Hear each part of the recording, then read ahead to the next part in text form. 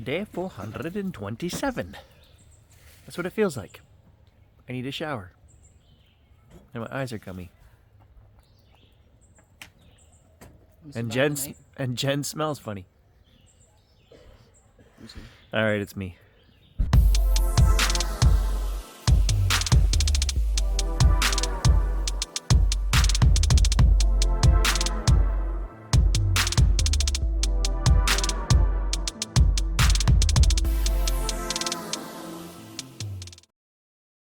Good morning. Day 3. Yes, I haven't changed my shirt because I'm going on a 5-kilometer hike, and I figured, why change your shirt before you go for a hike, right? So I know I'm full of great advice. I have one more tip for you guys. I'm coming up to the porta potties out here. The trick is when you're camping, you have to pee often enough that it's a short run so that you can hold your breath. Because if you have to pee any longer than you can hold your breath, you're in trouble. There is no reducing the odor.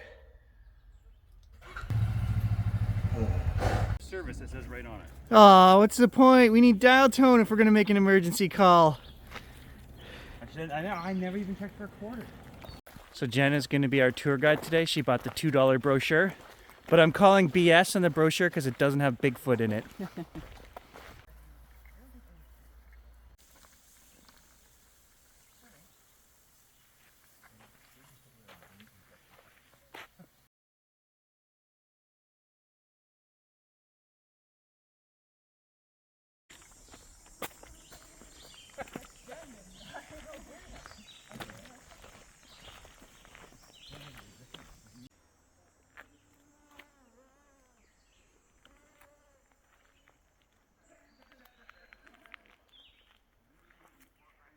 So this Shield Trail is a 2-hour, just over 4-kilometer hike, rated as moderate. According to the brochure, this road is 1840s. So, 180 years old. So that's early 1800s prospector pit right here, according to the brochure, guys. Gold was found in the area, so doesn't look like much right now. You wouldn't even recognize it, but there is a bit of a pit here. Said overall their efforts were a complete failure. Some were fortunate and able to operate gold mines for a time. Bay Mine near Northbrook was the largest mine in the area. Operations began in 1909 and mine employed 80 men at the peak production. Another gold mine, the Star of the East Mine, operated from 04 to 07. Work was a dangerous business with steam-driven machinery and explosives being told to the trade. Tragedies were not uncommon. Havens, flooding, falls, explosions claimed lives. In the 40s, a rich, high-grade mica deposit was also discovered in the area. Mica was used in paint, plastic, and insulation in electrical equipment. The mine operated successfully before limited markets and transportation costs closed it down. Few feet, go back a few feet, turn right at the sign for the rest of the trail. As you walk the next stop, imagine you're starting a new farm. Does this area look like good farmland? No. I don't want to start a farm here, Jen. Alright, so far this trail's a bit of a muddy, mosquito-y mess.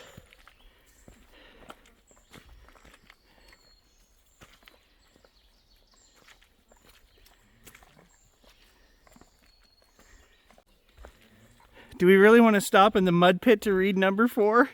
300 acreages handed out. The ground is crappy and not good for farming. That's all we need to know about that section. Everybody abandoned their plots. Too much work, early frost.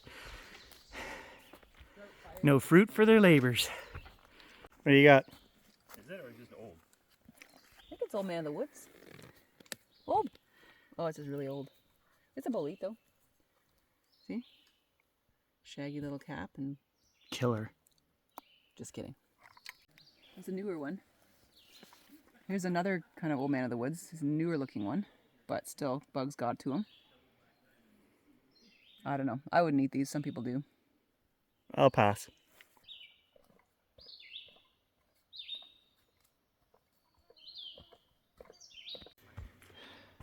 I see you.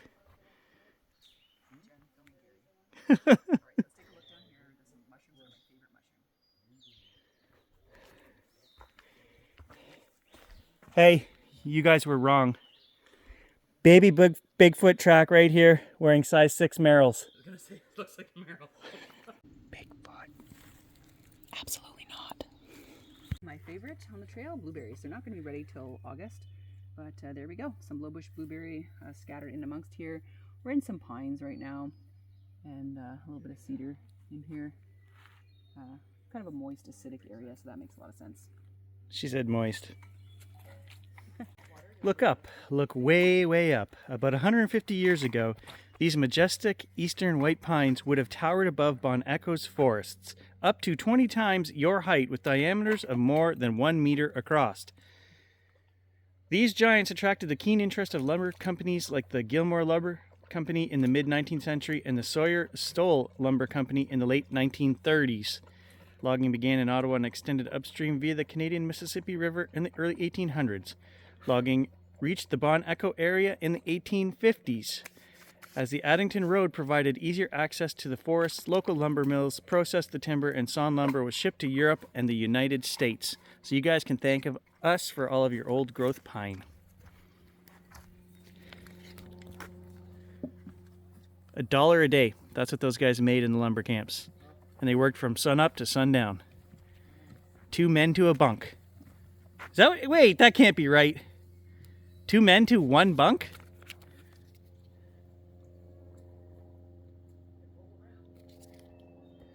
Life in the camps was not easy. For about $1 a day, you woke before dawn and worked in the bush until sundown. The spring, you would work on log drive down the rivers. Whatever the work, the menu never changed. Breakfast, lunch, and dinner, they were served beans, salt pork, and bread. Men slept 2 to a bed. Ah, it was 2 to a bed. And probably not the freshest smelling guys either.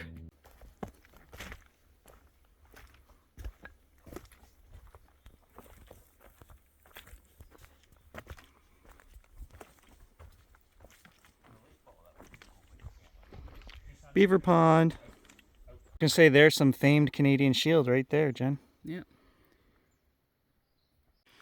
Nice big beaver pond down here.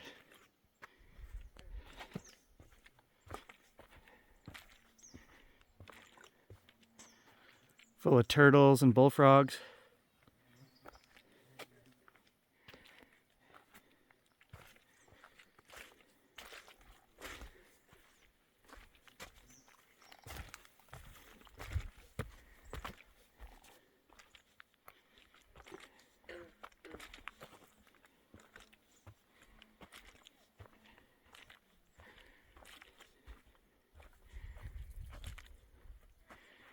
Red squirrels chasing each other.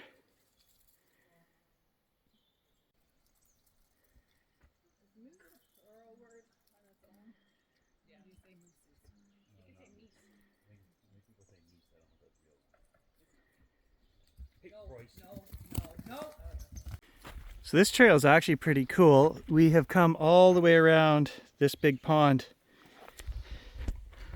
Lots to see, it's beautiful, and down here there's a breeze. There aren't as many mosquitoes, so it's okay.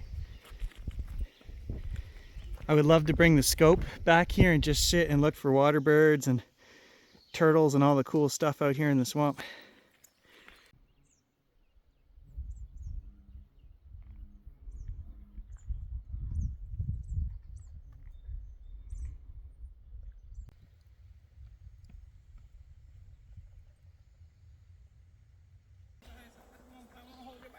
Oh, we did it! 5 kilometers, woo! All right, visitor center. There's the 3. There's the one we took a picture of, but you couldn't see all these little.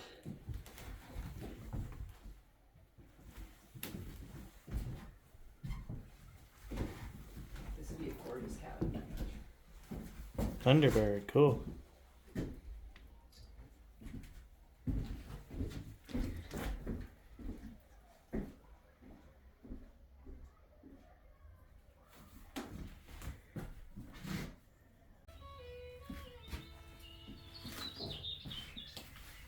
History.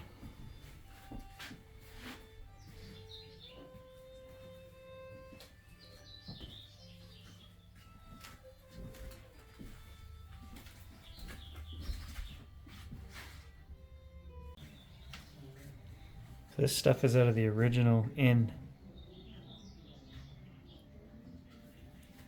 When Muriel had some rules.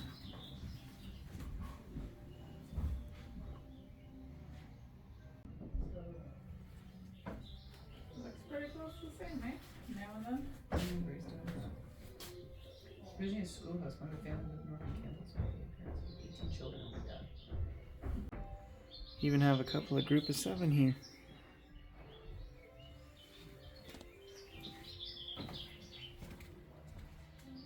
Bummer. They've discontinued the provincial park stickers, so this is what we chose. Thanks, Jen. I won the one where it's like a cutout of the Mazenal Rock. It was really cool. I know, but it was 17 bucks. Iconic. This was 5. Well, that doesn't match any of those.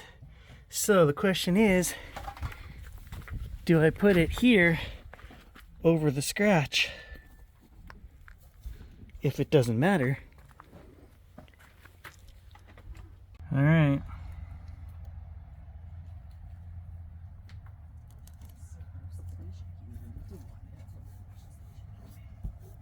There we go. So in the guidebook this morning, they talked about the trees being 1 meter across. Well, there's one right here, about 1 meter across. Now look at that thing. It is giant.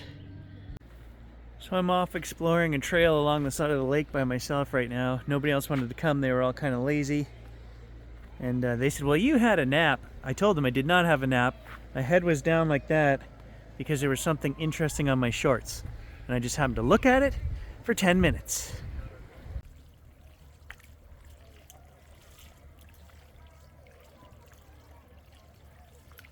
All right, that's it, guys. That's our Bon Echo adventure. So Jen's out of here.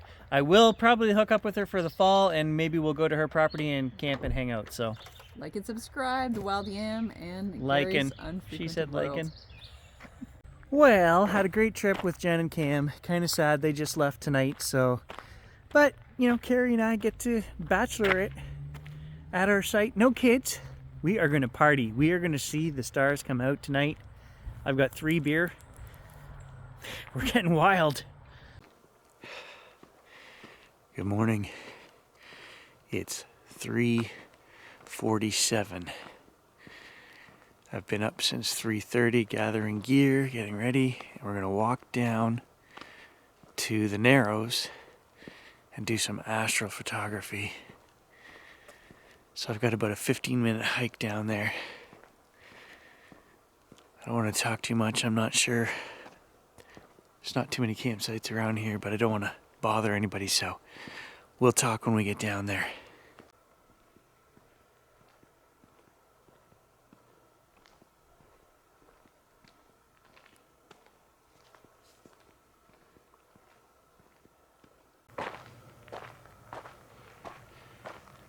All right, we are definitely past all of the campsites now.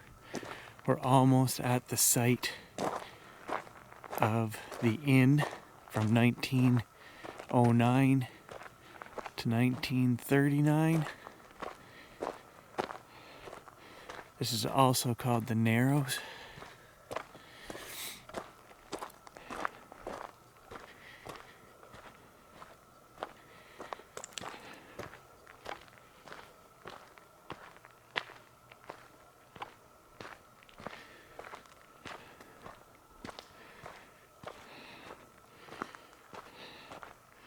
So the inn was right here, and it overlooks the lake and the high cliff in that direction right there.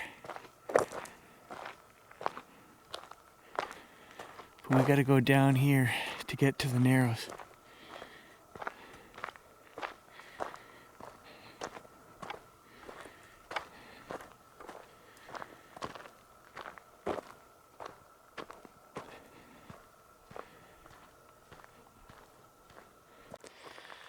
While we're here,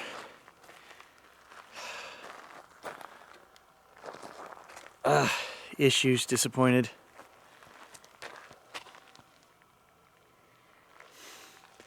They've got a big solar street light down here at the end.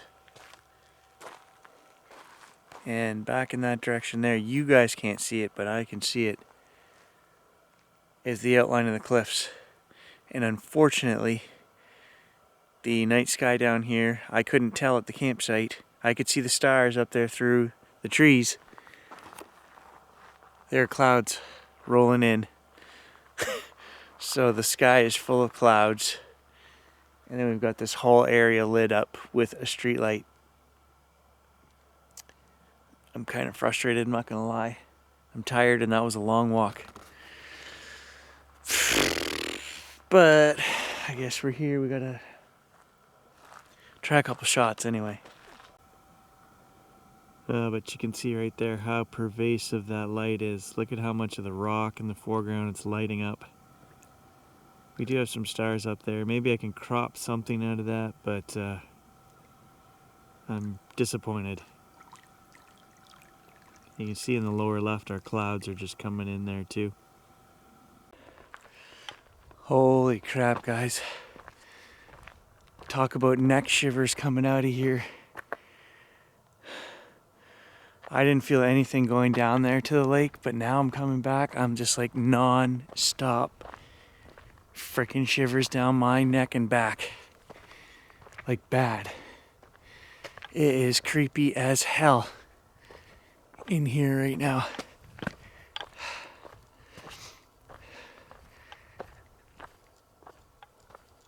don't even want to stop. I'm just getting back to the clearing you guys can't see. I'm in the pines right now, where the inn was. Oh. Nope, I ain't stopping.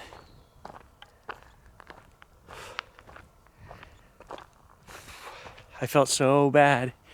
I had to get the camera out and start recording. Somehow, even though you guys aren't here, really, I do feel better when this is running.